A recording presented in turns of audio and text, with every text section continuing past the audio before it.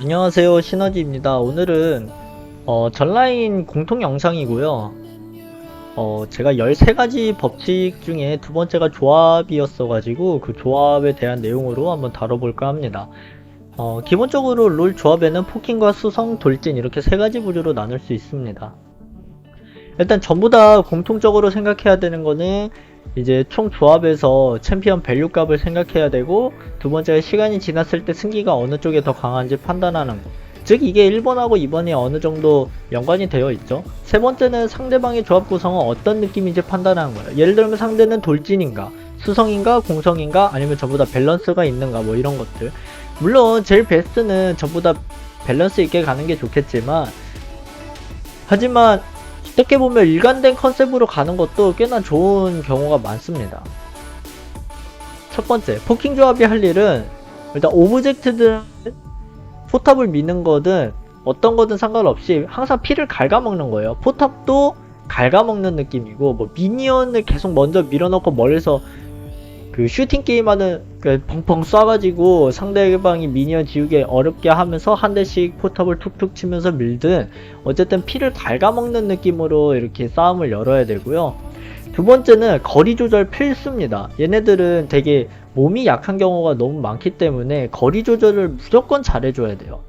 오케이, 포킹 조합은 이 정도라고 얘기를 할 수 있고, 두 번째는 돌진 조합이 할 일입니다.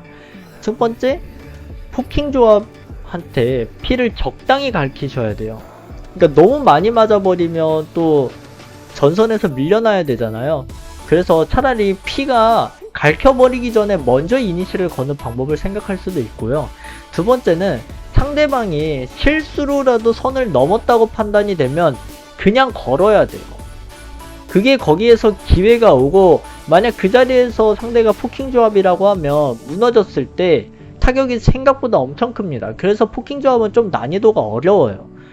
그리고 세 번째는 대체로 돌진 조합이 한타에서 매우 유리하기 때문에 라인전에서 너무 터지면 아무리 포킹 조합이어도 돈으로 찍어 누르고 돈으로 단단하게 할 수 있어서 개인적으로 한타가 굉장히 유리하다고 판단이 되는 조합일 가능성이 높아요, 돌진 조합 경우에는.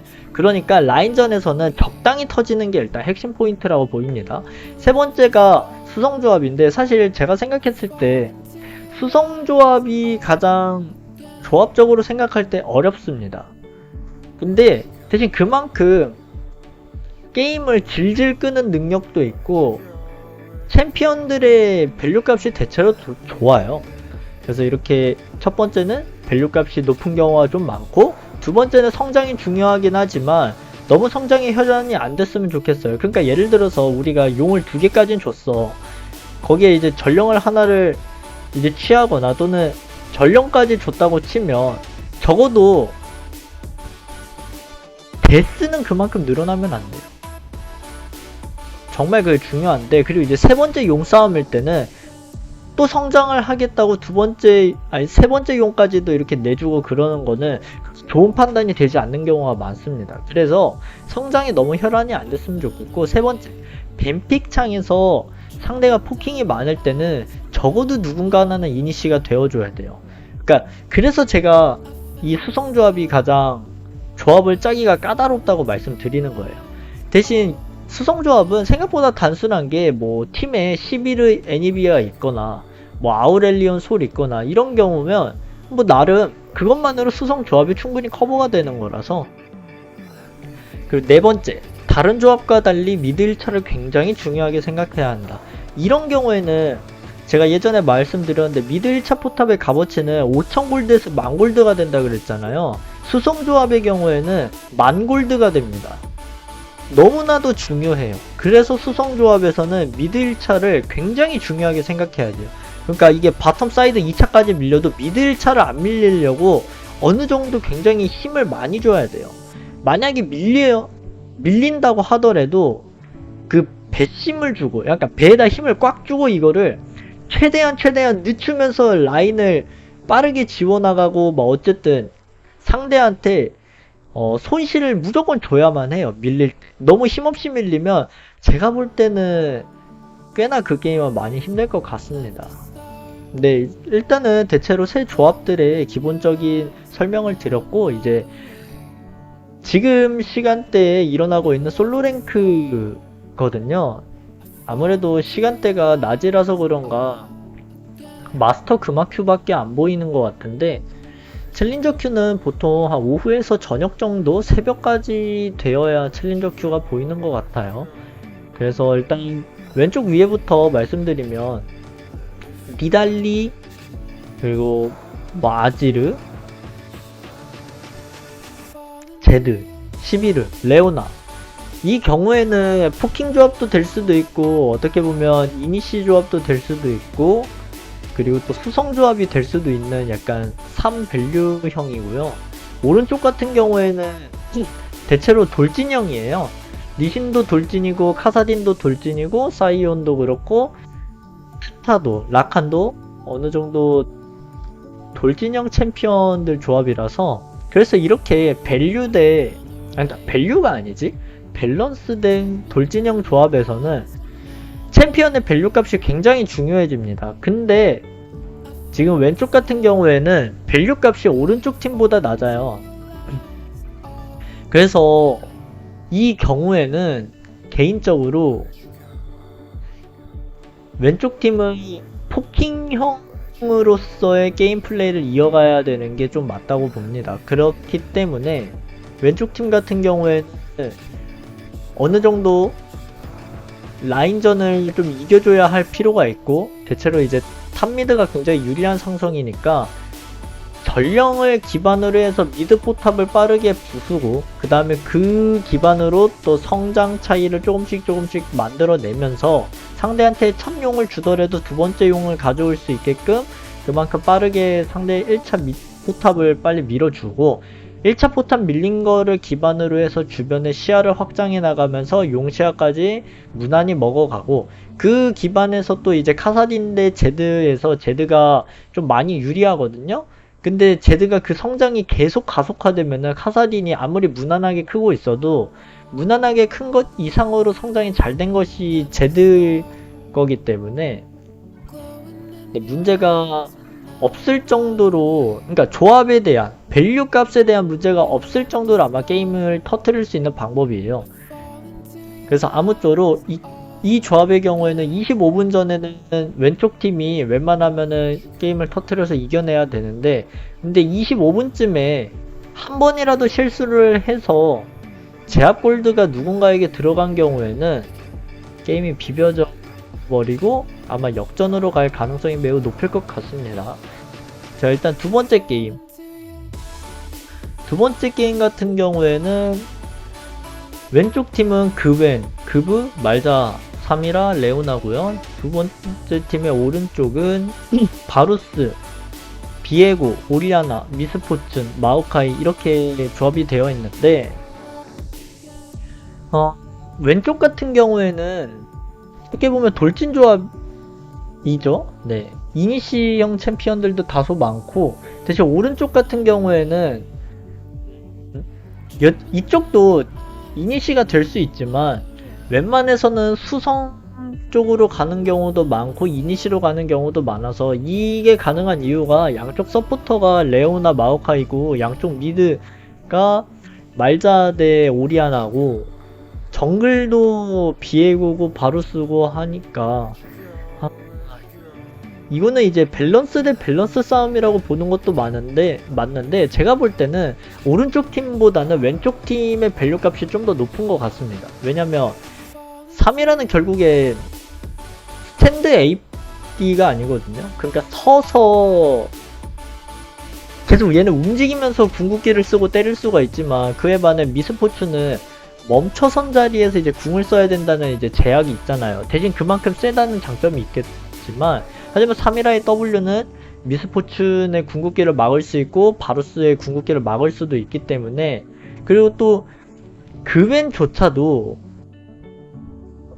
금연상을 통해 가지고, 그웬은 면역 상태입니다죠. 그거를 통해서 바루스, 그 오리아나의 궁극기, 미스포춘의 궁극기, 마오카이의 궁극기를 전부 다 씹을 수 있으면서, 말자도 블랙실드 패시브를 통해서 어느 정도의 면역이 가능하기 때문에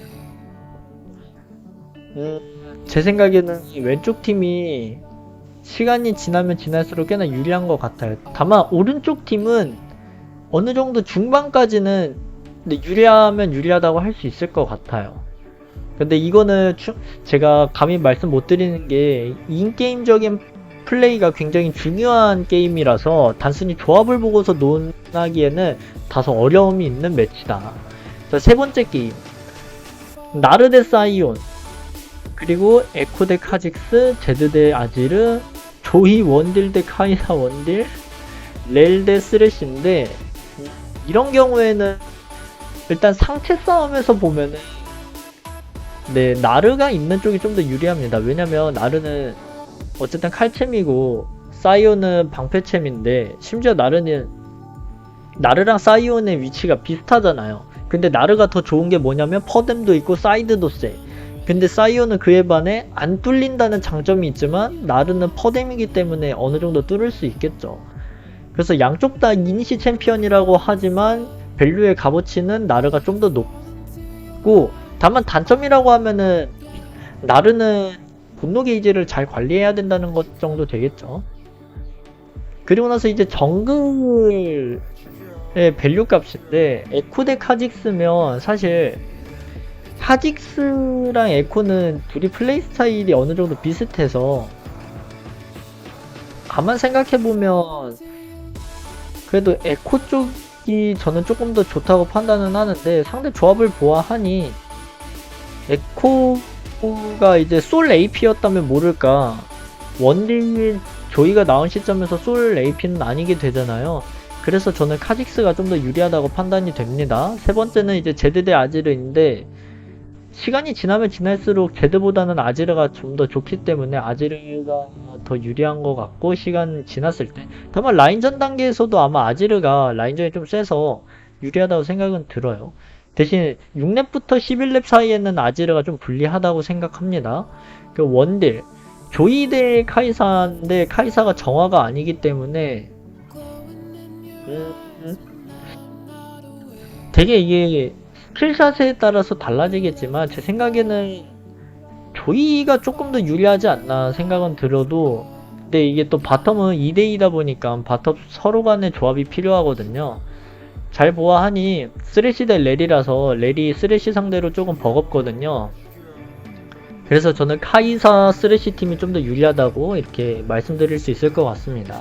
자, 그럼 이제 여기에서 상대의 양쪽 조합의 그 느낌이 어떤 거냐, 일단 오른쪽 조합 같은 경우에는 이니시형 돌진형 조합이고, 왼쪽 조합 같은 경우는 이 친구도 돌진형 이니시형 조합이라서, 근데도 이제 시간 지나서 한타 구도를 생각해보면 제 생각에는 양쪽 다 돌진형 조합인 경우이기 때문에 밸류 값을 고려했을 때 오른쪽 팀이 더 유리하다고 생각이 듭니다. 자, 그리고 이제 밑에 네 번째 게임 같은 경우에는 피오라 대 잭스, 이거는 정말 손가락 싸움이죠.